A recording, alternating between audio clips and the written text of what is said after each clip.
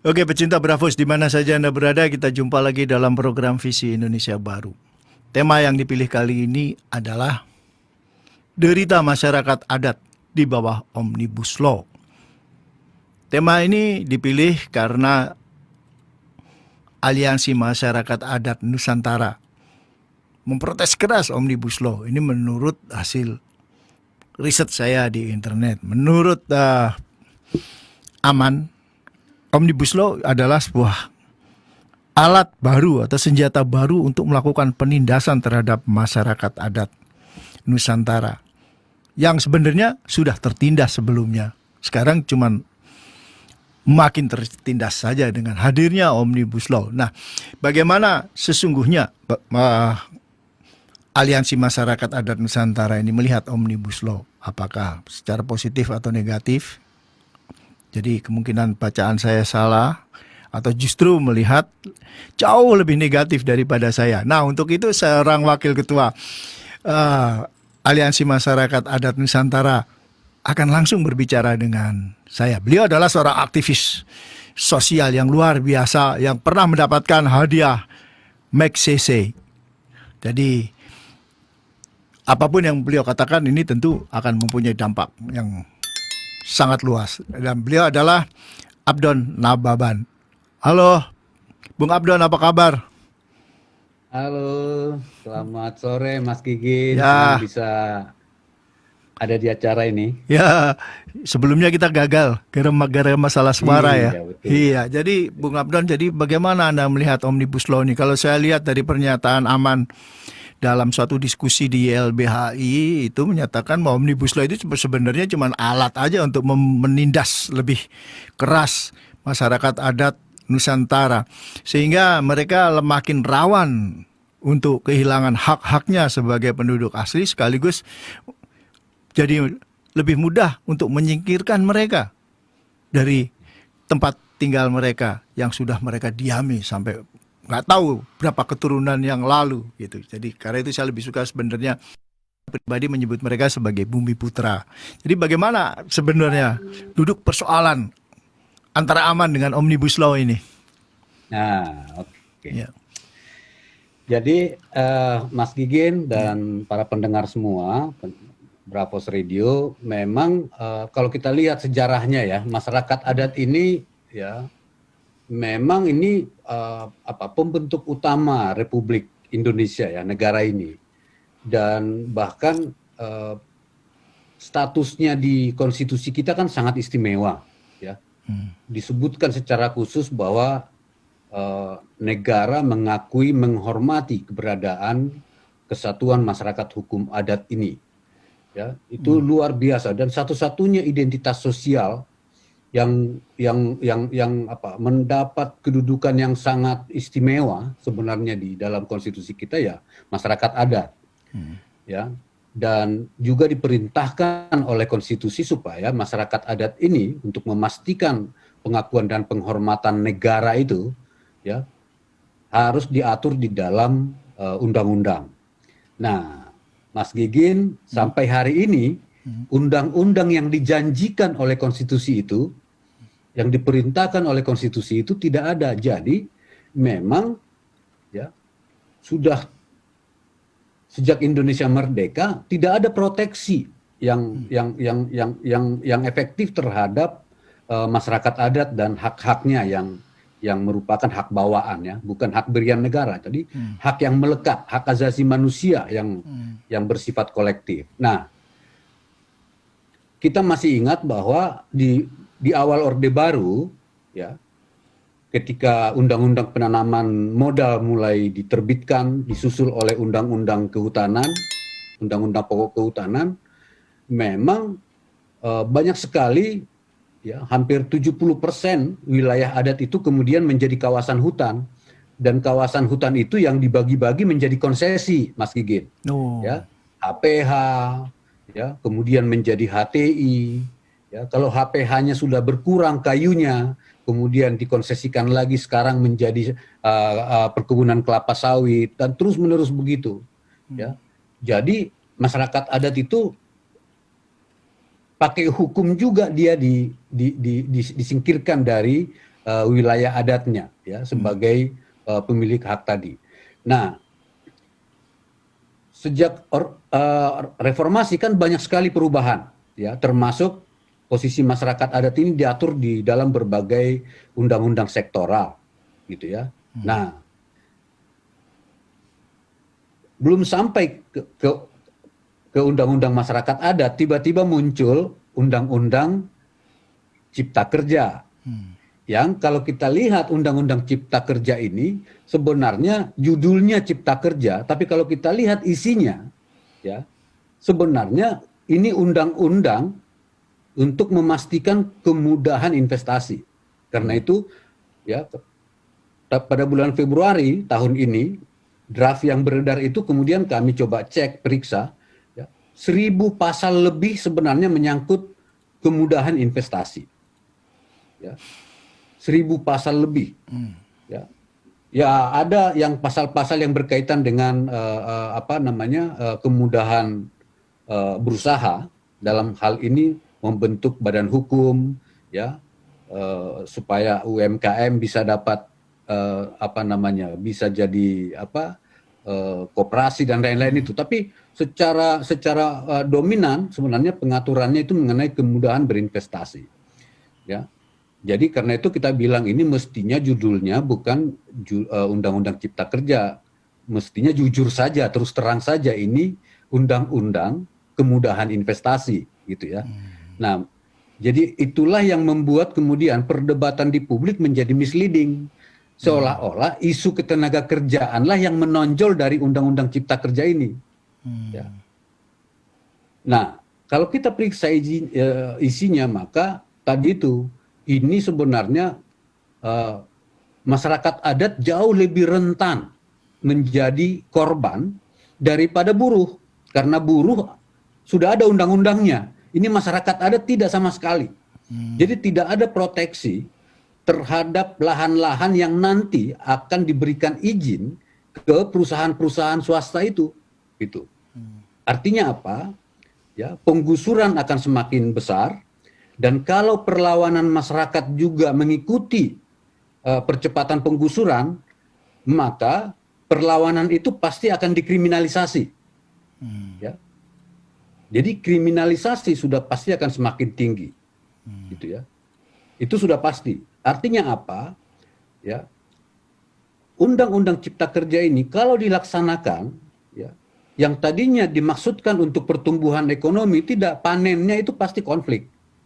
Ya, panennya itu pasti akan terjadi protes ya, yang sangat menyebar dan masif di seluruh Indonesia, ya, dan biaya sosialnya malah akan jauh lebih besar daripada hasil dari masuknya investasi itu, gitu. Karena sekarang saja sebenarnya perusahaan-perusahaan yang bekerja di wilayah-wilayah adat itu karena harus menghadapi konflik, ya, mereka harus mengeluarkan hampir 30% dari biaya produksi mereka untuk ngurusin konflik, ya, untuk ngurusin protes-protes masyarakat ini karena harus menyuap pejabat. Kalau ada aksi yang agak besar harus membiayai tentara untuk bisa mengamankan perusahaan, ya, harus membiayai BRIMOB supaya bisa menyingkirkan para pengunjuk rasa dan segala macam itu, ya. Belum lagi kemudian perusahaan diperas oleh berbagai kekuatan, termasuk oleh preman-preman, ya. Jadi luar biasa dampaknya dari Undang-Undang Cipta Kerja ini, ya, kalau tidak dibereskan persoalan kepastian hak konstitusional masyarakat adat itu, gitu ya. Kira-kira begitu, Mas Gigin. Kenapa aman, ya, dengan dengan sangat gigih meminta supaya Presiden Jokowi Perpu untuk tidak memberlakukan undang-undang ini, ya. Karena sepanjang perjalanannya sejak undang-undang ini diinisiasi baik oleh pemerintah disusun sampai pembahasan di DPR, masyarakat adat khususnya aman sama sekali tidak dilibatkan, Mas Gigit. Ya. Sebagai kelompok yang paling terdampak akibat dari undang-undang ini tidak diajak sama sekali untuk membicarakan isinya. Ya. Lalu bagaimana dengan program perhutanan sosial yang kalau menurut versi Kementerian Lingkungan Hidup dan Kehutanan ini kemajuan yang cukup signifikan dan ini membuat masyarakat adat bisa menjadi lebih nyaman. Dan apakah masalah perhutanan sosial ini pada akhirnya juga digilas oleh Undang-Undang Omnibus Law atau mereka saling melengkapi? Atau benar? Sama sekali tidak, Mas. Oh, tidak ya? Sama sekali tidak. Jadi perhutanan sosial yang dimasukkan di dalam Undang-Undang Cipta Kerja itu justru perhutanan sosial yang dari hutan negara, sementara putusan MK 35 sudah menegaskan MK 35 tahun 2004 menegaskan bahwa hutan adat itu adalah hutan hak, bukan hutan negara. Artinya apa? Ya, skema untuk hutan adat ya bukan skema perhutsos, bahwa skema hutan adat itu menumpang di program perhutanan sosial iya. Tapi ya pengembalian hutan adat dari hutan negara menjadi hutan hak sebenarnya bukan perhutsos. Ya, karena dia kan skema konstitusional. Gitu. Jadi bahkan malah kalau kita lihat misalnya di pasal 29A ya di Undang-Undang Cipta Kerja itu yang mengatur tentang perhutanan sosial di hutan lindung dan hutan produksi, justru malah nanti perhutsos ini justru nanti akan mengambil, justru ikut merampas wilayah-wilayah adat. Waduh. Ya, jadi nanti akan ada dua cara perampasan yang makin cepat terhadap hak-hak masyarakat adat. Satu, lewat izin-izin dan HGU ke investor, dan kemudian lewat perhutsos. Karena perhutanan sosial ini nggak bisa dikendalikan, karena apa? Bahkan perorangan pun bisa dapat.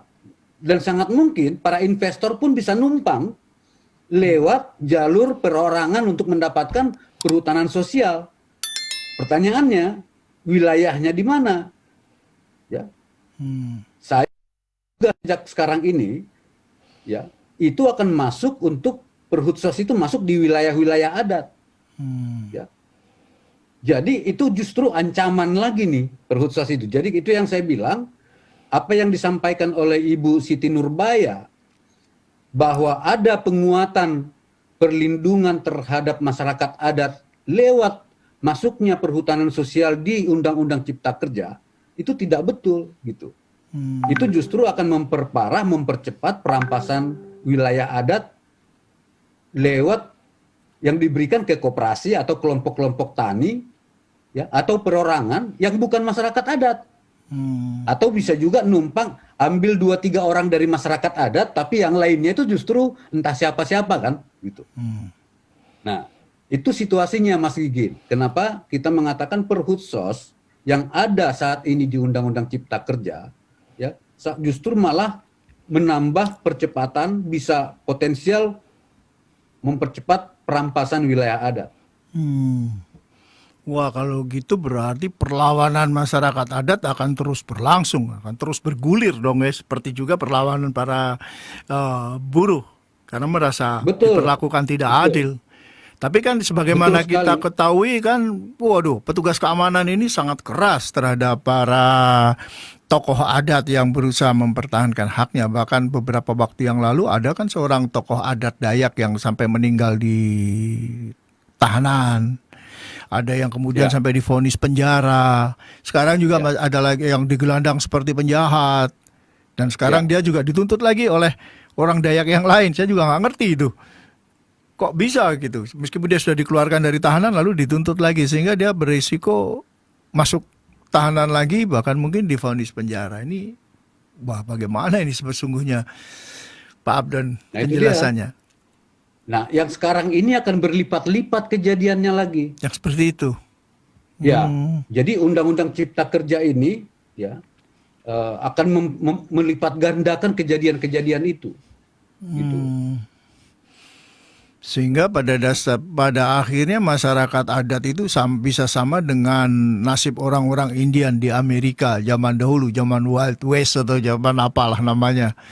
Sehingga Betul. pada akhirnya mereka kehilangan segala-galanya dan harus ngumpul di suatu wilayah yang namanya reservasi. Dan kalau di Indonesia mungkin pada akhirnya masyarakat ada di Kalimantan akhirnya yang tersingkir dan terpaksa ngumpul di daerah-daerah slum di Balikpapan, Pontianak dan lain sebagainya. Apakah itu mungkin?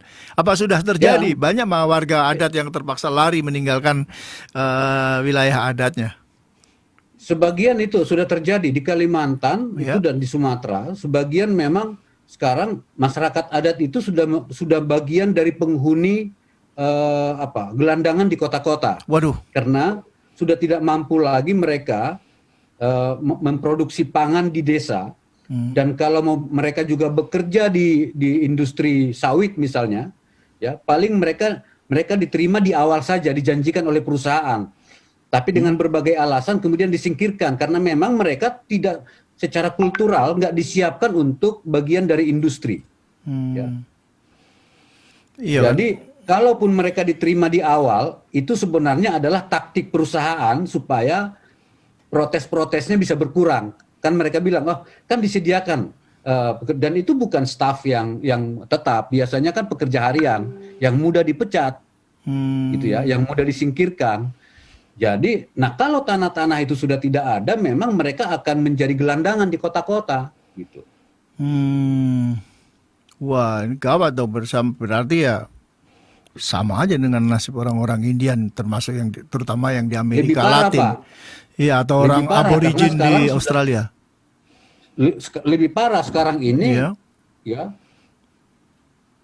Di Amerika dan di Australia paling tidak mereka kemudian membuat ada cagar budaya atau Iya. ada swaka ya. Iya. Ya. Nah di kita nggak ada ruang swaka itu, memang tersingkir karena memang pertama ya tadi itu tidak ada kebijakan terhadap masyarakat adat karena ya undang-undangnya tidak ada. Mau menuntut juga kemana gitu karena bukan subjek hukum gitu. Jadi masyarakat adat itu antara ada dan tiada dan remang-remang kan. Iya. Nah, Dan mereka bisa aja tiba-tiba diserbu oleh Satpol PP lalu dipaksa Iya, untuk menyingkir memang. seperti terjadi di NTT. Saya sendiri terus terang agak kurang jelas mengenai kasus di NTT suku apa saya nama tapi yang pasti ada lah. Tiba-tiba mereka diserbu dan disuruh pergi. Itu gimana Pak, kejadian sesungguhnya? Nah itu dia sebenarnya sama kejadian seperti itu juga kan. Iya. Nah masyarakat adat ini kan kan baik-baik ya tulus ya. Jadi Iya. ketika zaman dulu kasus Besipai itu dulu Besipai, ya. pemerintah minta ya di Besipai pemerintah minta supaya lahannya dipakai oleh pemerintah untuk proyek yang didanai oleh pemerintah Australia. Minjam ceritanya. Ya. Nah, pemerintah yang minjam kan diberikan. Tapi diam-diam pemerintah kemudian mensertifikatkan tanah yang dipinjam dari masyarakat adat itu. Iya. Ya. Jadi pemerintah merasa itu sudah asetnya. Banyak kejadian begitu. Oh. Ya karena itu pemerintah mengatakan di daerah suku Basipai itu tidak ada wilayah adat, tidak ada hutan Iya. adat. Ya, dan bahkan ditanya, kalau itu wilayah adatmu atau tanah adatmu, tunjukkan suratnya. Mana ada masyarakat adat pakai surat-surat? Iya. Ya. Wong meminjamkan ke pemerintah saja, ya. Itu pakai adat saja, omong saja kan, dan itu yang dipegang kan omongan, bukan kertas kalau di adat. Iya. Tapi ketika mau menggusur, pemerintah balik. Kalau tidak bisa menunjukkan bukti sesuai dengan hukum yang berlaku, gitu, maka Anda tidak boleh ada di situ, gitu. Artinya apa? Itulah yang disebut dengan doktrin kolonial domain verklaring. Jadi Indonesia ini masih menggunakan doktrin domain verklaring Belanda, Undang-Undang Agraria Belanda tahun 1870. Jadi hanya melanjutkan. Jadi penjajahan itu dilanjutkan oleh pemerintah Indonesia yang isinya bangsa sendiri, Mas Iya. Didi. Iya, zaman dulu seingat saya berdasarkan itu tadi pemerintah Belanda kan suka-sukanya aja merampasi tanah orang-orang, tanah jajahan para pribumi dengan alasan Iya, mereka kan nggak punya surat ya, kapan ngurus nggak punya suratnya. surat. Sebelum Belanda datang, sultan-sultan atau raja-raja di Indonesia kan belum mengenal sistem surat-surat menyurat Iya. kepemilikan Nah tanah. sekarang ditanya lagi surat-surat kan oleh Iya. pemerintah yang katanya pemerintahan ini Hmm. ya, justru membebaskan rakyat dari penjajahan. Hmm. Iya. Waduh, kalau begitu caranya para petani kita sebagian besar bisa digusur dong, bahkan termasuk yang di Jawa, karena saya yakin gak semua petani punya surat menyurat karena selain asing Memang bagi mereka cara ngurusnya juga rumit dan mahal itu untuk dia, iya. itu dia. Jadi memang ini undang-undang Cipta Kerja Hmm. sangat berbahaya karena apa? Karena tidak diawali dengan membangun sistem administrasi Iya. pertanahan yang memastikan baik hak individu maupun hak komunal adat. Itu problem kita. Hmm. Wah, jadi langkah selanjutnya apa nih yang akan diambil oleh Aman dan tentu saja para pendukung atau warga masyarakat adat untuk menekan pemerintah supaya tidak lagi melanjutkan Omnibus Law yang berlaku atas masyarakat adat. Apakah menginginkan adanya revisi atau bagaimana? Kalau dari kita memang masih berusaha untuk menghentikan pemberlakuannya, Oh ya, Mas Gigit. ya. Ya. Karena itu tadi ya, tetap bahwa pemerintah bilang, "Oh, gugat aja di MK," tapi tidak semudah itu gitu ya. Karena kita tahu itu ya, di MK juga ya kan nanti pendekatannya pasal-pasal, Mas Gigin. Padahal kita tahu ini konstruksi hukumnya ini nggak beres nih secara keseluruhan gitu. Iya. Jadi kalaupun nanti ada 1-2 pasal yang dicabut atau dinyatakan tidak berlaku, tapi semangat perampasan itu kan hadir di berbagai di pasal-pasal itu. Jadi Iya. maksud saya itulah yang sebenarnya kita bilang ini harus dikonsultasikan dulu Iya. gitu. Iya, kalau enggak ya bisa bernasib sama, bahkan lebih buruk dari orang aborigin atau orang Indian di Amerika Betul Latin. itu. Sebagaimana Betul, kita Mas lihat Igit. di Meksiko, misalnya peradaban Aztec dan Maya dihancur leburkan oleh orang-orang kulit putih. Lalu hak-hak mereka dicabut sebagai penduduk asli, tanah mereka dirampas, setelah itu mereka diolok-olok sebagai bangsa pemalas. Mereka miskin karena malas, tidak suka bekerja. Nasib yang sama bisa terjadi kan pada orang Dayak, Bisa pada orang terjadi. suku-suku lain yang di seluruh wilayah Indonesia ini. Sekarang pun kelihatannya sudah mulai terjadi tuh. Saya sering Bisa misalnya terjadi. orang berkata orang Papua itu pada malas-malas, mereka maunya mabok-mabokan aja dan lain sebagainya. Karena itu mereka nggak maju. Ini saya dengar omongan itu, saya nggak setuju dengan omongan seperti itu. Karena mereka pasti ada faktornya di balik itu. Dan sekarang ini apakah ada suatu strategi khusus yang mulai dirancang oleh Aman dan para pendukungnya untuk menekan pemerintah agar menghentikan Omnibus Law? Kalau toh suatu saat mau dihidupkan harus ada revisinya. Bagaimana Bang? Kalau dari Aman itu karena kita itu kan sebenarnya sudah 20 tahun lebih ya menyiapkan Ya. masyarakat adat untuk menghadapi situasi ini. Jadi Ya. misalnya ini yang kita dorong sekarang itu adalah memang meminta seluruh komunitas adat memperkuat pengorganisasian di wilayah adat masing-masing. Karena memang berbeda kan karakteristik organisasi masyarakat adat seperti Aman ini dengan buruh. Iya. Buruh bisa mobilisasi karena mereka ada di sekitar pusat-pusat kekuasaan. Ya. Kalau masyarakat adat misalnya untuk demo bisa 100.000 saja mahal sekali, Mas Gigit. Jadi yang bisa dilakukan adalah memfokuskan perlawanan itu di kampung masing-masing. Ya. Ya. Jadi itu yang sekarang ini dan kita bilang ya paling tidak kita mempersiapkan apapun izin yang keluar ya, akibat dari undang-undang Omnibus Law ini ke depan, kita harus siapkan meresponnya di tempat masing-masing. Karena itu saya bisa membayangkan bahwa konflik akan luar biasa terjadi di seluruh pelosok Nusantara. Iya. Karena relatif masyarakat adat yang dulu terisolir, sekarang sudah punya akses ke informasi. Sebagian besar masyarakat adat sudah sama cepatnya menerima kabar, ya, Mas Gigin, saya dengan mereka. Jadi kalau dulu kami bisa sampai sebulan untuk menyampaikan informasi tentang kondisi terkini di Jakarta kepada mereka. Sekarang sudah tidak lagi. Jadi menurut saya ini, kalau pemerintah tidak hati-hati, maka pembangkangan sosial yang bersifat lokal, tapi ada di seluruh pelosok Nusantara akan terjadi. Ya. Karena dari sisi infrastruktur transportasi dan telekomunikasi tidak lagi seperti masanya rejim Orde Baru kan. Iya. Ini lebih terbuka dan jaringan masyarakat adat dari kampung sampai internasional itu sudah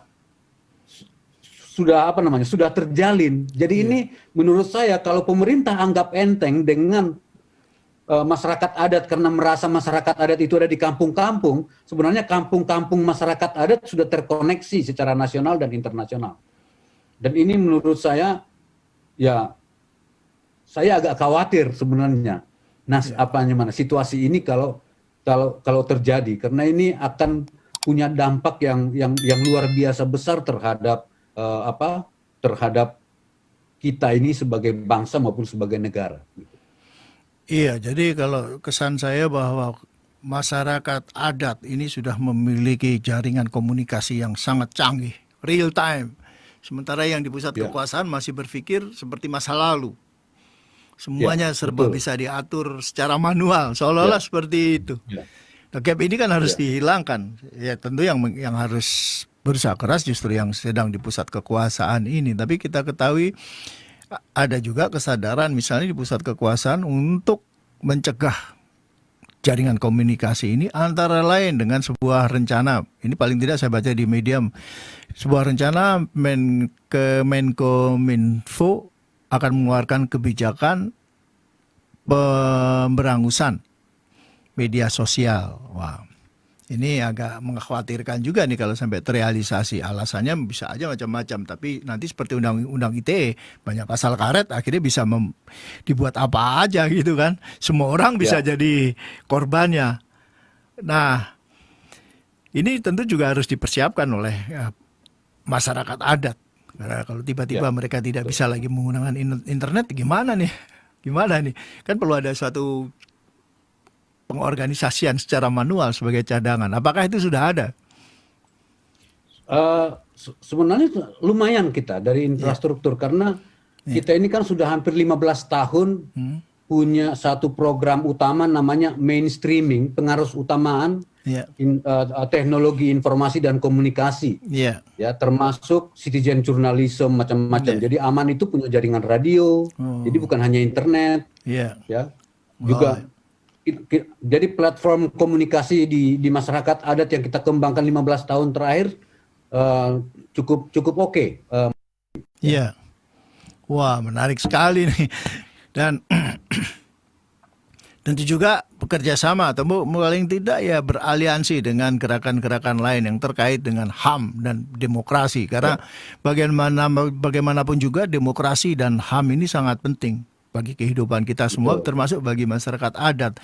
Dan di Indonesia ini kan banyak juga grup-grup atau orang-orang yang sangat komit pada demokrasi dan HAM. Apakah juga sudah ada nih jalinan kerjasama antara misalnya Aman dengan mereka yang berada di jalur lain ini, tapi mempunyai cita-cita yang sama, yaitu membangun Indonesia? Itu sudah, Mas Gin. Jadi misalnya untuk merespon undang-undang Cipta Kerja ini, Omnibus Law, Aman tidak sendiri karena kita bilang ke organisasi buruh, karena kan ada koalisi besar ini, ya, ada masyarakat adat, ada organisasi petani, ya, ada KPA di sana, ya, ada banyak organisasi petani yang juga Serikat Petani Pasundan dan lain-lain, banyak sekali, ada organisasi buruh. Jadi keburu kita bilang, ya, kekuatan kita di kampung-kampung, tapi mohon bawa suara masyarakat adat di dalam aksi-aksi ini, karena kami nggak bisa membawa orang banyak. Tapi kira-kira begitu. Jadi paling tidak dari dari gerakan bersama merespon Omnibus Law ini sebenarnya menunjukkan bahwa ya ada satu gerakan yang lintas sektor juga menghadapi situasi ini. Dan harapan saya sebenarnya sangat tergantung dengan pemerintah. Kalau pemerintah ngotot, maka akan terjadi semacam kayak Orde Baru zaman dulu, ada musuh bersamanya gitu ya. Iya. Jadi menurut saya Undang-Undang Cipta Kerja ini justru sekarang ini membangun satu momentum untuk kembali punya musuh bersama lagi. Ini berbahaya juga nih. Jadi kalau nggak hati-hati nih, ya, kalau dari sisi kita, dari sisi gerakan sosial kita udah bersepakat. Jadi kita bikin fraksi rakyat Indonesia, sebenarnya itu hampir semua organisasi-organisasi sektoral di dalam gerakan sosial bersama-sama di sana. Ya. Kalau saya lihat misalnya tahun 1998 itu kan kelihatannya pemerintah sangat yakin pada dirinya. Pede banget kalau kata anak muda sekarang. Bahwa semua yang terjadi pada akhirnya bisa diatasi dengan baik. Dan sikap ini membutakan mereka sehingga ketika tiba-tiba nggak bisa mengendalikan dan sampai bahkan Presiden Soeharto jatuh, wah mereka jadi kalang kabut. Dan apakah Anda melihat yang sekarang ini juga sama? Artinya pede sekali nih yang kebetulan berada di pusat kekuasaan ini untuk menghadapi para protestor Omnibus Law. Meskipun ini mempunyai dampak sosial politik yang sangat besar. Saya itu masih berpikir belum sampai ke sana, tapi saya melihat itu bisa ke sana kalau responnya, ya, misalnya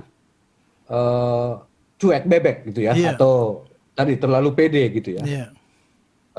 Jadi kalau saya sih membayangkannya masih ada kesempatan ya, karena banyak juga aktivis dari yang dulu punya pengalaman di rejim Orde Baru, khususnya di ujung-ujung kan ada di rejim yang sekarang, yang mungkin mestinya bisa berhitung lebih baik gitu ya. Kalau kayak masa Orde Baru kan karena memang lama sekali rejim itu ya, sampai merasa PD-nya itu meyakinkan gitu ya, intinya tuh. Jadi kalau saya masih merasa ini menjadi sangat situasi genting ini sebenarnya dalam sebulan ke depan ini nih. Oh. Iya, saya sendiri juga melihat misalnya para aktivis tahun 98, aktivis pro demokrasi dan HAM yang sekarang berada di pusat kekuasaan, seolah-olah tidak punya koneksi lagi dengan yang ada di luar gitu. Mereka justru bagian dari upaya untuk memperkuat kekuasaan. Jadi kalau dulu mereka demonstran, sekarang mereka jadi anti demonstran. Kalau saya lihat dari pernyataan-pernyataan yang ada ya. Ini akhirnya seolah-olah terputus nih koneksi nih antara mereka yang sangat concern pada nasib rakyat dengan mereka yang sudah ada di dalam, dan tidak adanya kemacetan ini. Waduh, apakah sudah sampai pada titik tidak bisa lagi ditembus atau sebenarnya masih ada peluang-peluang untuk membangun suatu komunikasi yang lebih baik? Kalau nggak ada peluang seperti itu kan berarti ya konfrontasi aja kan jadinya begitu. Bagaimana Bung? Kalau saya melihatnya, saya paling tidak selama seminggu terakhir ini, ya, teman-teman yang di kekuasaan itu mulai berkomunikasi. Artinya saya melihat kayaknya mereka juga mulai tidak sepede yang 2 minggu lalu. Oh ya? Gitu ya. Tapi saya nggak tahu apakah ini kemana. Ini apakah ini sekedar untuk meninabobokan bahwa oke, kita. Tapi menurut saya itu ya, mestinya sekarang ini masuk ke substansial. Ya. Jadi kalau memang ada protes gitu, misalnya dari Aman, ya, karena kita juga udah menyiapkan mana yang berbahaya dari Undang-Undang Cipta Kerja itu. Ya. Jadi semakin ini tidak didengarkan, tidak disalurkan gitu. Nah, harapan saya para aktivis yang dulu itu sekarang ada di kekuasaan, ya, bisa lebih apa namanya, bisa menjadi jembatan untuk pembahasan yang substansial. Jadi bukan hanya sekedar presiden sudah oke, semua sudah begini, kan sekarang ini kan mau pembenaran ya yang Iya, banyak keluar paling pembenaran, tidak selama sebulan ini ya, Iya. bahwa ini kita sudah di ini yang benar, dan kita bilang, nah kita bisa menunjukkan bahwa ada yang tidak benar dan berbahaya. Menurut saya ini harus direspon. Jadi Iya. sudah langsung ke substansi gitu. Iya. Harapan saya. Iya, gitu ya. harapan saya juga begitu. Tapi yang sejauh yang saya tahu kan ada juga responnya, tapi justru sangat negatif. Misalnya menyebut para demonstran sebagai sampah demokrasi. Ya, dan Ya, nah itu berbahaya itu kalau responnya begitu. iya, jadi saya berharap deh para mantan aktivis yang sekarang berada di dalam kekuasaan yang kelihatannya sudah mulai melunak itu betul-betul serius menjadi jembatan, atau sebaliknya, kalau saya lihat ya keseriusan ini lebih bersikap pura-pura ini jangan-jangan gitu. Mau cari selamat, mau cari aman sendiri. Ya, atau justru ini bagian dari suatu strategi taktik untuk mengibuli para aktivis ini. Sebagaimana misalnya kasus KPK dulu kan, banyak aktivis anti korupsi diundang ke istana seolah-olah waduh, dua ketua KPK yang sedang berhadapan dengan serius melawan kepolisian ini akan didukung.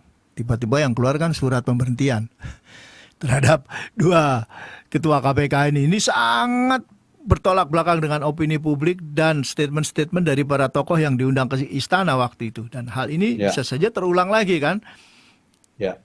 Dan yang jadi jembatan itu yang saya khawatir, Mas Gigin, karena ini kan jadi akumulasi ya. Iya. Ya. Undang-undang KPK. Ya, undang-undang Minerba. Ya. Terus sekarang ini ya, yang gedenya lagi undang-undang Cipta Kerja. Iya. Gitu ya. Ini yang menurut saya itu mengkhawatirkan saya, gitu ya. Ya. Karena saya sendiri kan merasa saya juga mau ada kemudahan berusaha di negeri ini, gitu ya. Tapi menurut saya akar masalahnya berbeda dari yang disampaikan oleh pemerintah untuk membela undang-undang ini. Jadi kalau saya misalnya dari apa yang saya baca selama ini, dan juga pengalaman saya sebagai karena pernah menjadi panel ahlinya KPK untuk urusan kawasan hutan, saya tahu bahwa investor itu takut masuk ke Indonesia 3 hal aja, Mas. Satu, korupsi. Kemudian yang kedua itu memang ada mafia yang berurusan dengan impor dan ekspor itu. Ya. Dan yang ketiga itu ya, konflik agraria. Nah, tiga-tiganya ini tidak diadres secara serius oleh Undang-Undang Cipta Kerja. Padahal akarnya di tiga ini, justru yang lain-lain yang dipangkas-pangkas kan. Ya. Jadi itulah yang membuat saya ini menjadi makin jelas bahwa ini undang-undang bukan untuk rakyat, tapi untuk yang membuat, Mas. Oh ya. Wah, ini seperti akan menjadi suatu bahaya laten dalam tanda kutip. Iya. Iya, karena meskipun mungkin aja secara fisik bisa diredam, tapi di bawahnya akan terus bergolak, dan suatu saat begitu ada lubang sedikit ke atas, semua golakan naik ke atas. Betul. Tapi, iya, dan dalam kasus masyarakat adat ini kan pergolakan sebenarnya sudah lama sekali. Naik ke atas sedikit, hantam masuk ke bawah, naik ke atas sedikit, hantam, korban sudah banyak ini. Dan sekarang kelihatannya menemukan momentum karena ada teman-teman yang senasib, yaitu buruh, mahasiswa, para pakar hukum, akademisi. Kelihatannya akademisi ini juga sekarang ini beramai-ramai, bahkan sangat keras menolak Omnibus Law. Dan apakah sekarang sejauh ini sudah ada kontak antara Aman dengan para akademisi yang secara terbuka telah menolak Omnibus Law yang mereka anggap ini sangat cacat hukum dan tidak adil bagi rakyat? Ya, sebenarnya sudah, karena kan para akademisi yang sekarang ini juga kan banyak yang mendalami persoalan masyarakat adat selama 10 tahun terakhir, Mas. Iya. Ya. Misalnya ya, kan permintaan masyarakat adat lewat aman itu, lewat undang-undang Omnibus Law di awal itu, kenapa tidak bereaksi keras? Karena usulan aman itu adalah supaya pasal 67 Undang-Undang Kehutanan yang mengharuskan adanya perda untuk pengakuan masyarakat adat sebelum meminta penetapan hutan adat dari menteri. Itu kan pasal 67. Sebenarnya kita minta karena itulah yang menjadi penghambat utama dari pengembalian hak-hak adat di hutan. Tapi justru pasal yang menyengsarakan masyarakat adat ini dipertahankan. Pasal 67 itu. Yeah. Artinya apa? Investasi dipercepat, tapi pengakuan hak masyarakat adat tetap dibikin susah. Ya. Yeah. Tetap dibikin rumit, tetap dibikin mahal, gitu. Jadi satu pasal saja permintaan masyarakat adat itu nggak dipenuhi, bahkan nggak diberikan waktu untuk menyampaikannya secara resmi, Mas. Iya. Wah, ini betul-betul diskriminasi. Iya dong, diskriminasi Iya. kan. Iya, padahal undang-undang kita secara konstitusi nggak ada itu diskriminasi. Bahkan mungkin Mestinya. kalau dilihat dari segi konstitusi Indonesia, waduh, negara yang paling fair kalau kita berbicara soal diskriminasi. Tapi ini secara konstitusi, realnya bisa berubah, bisa Iya. sangat berbeda. Secara konstitusi, Mas Gigin, Iya. ya, saya lihat begini, karena saya kan sering bertemu menjadi Iya. utusan dari gerakan masyarakat adat sedunia di Iya. dalam perundingan-perundingan internasional. Iya.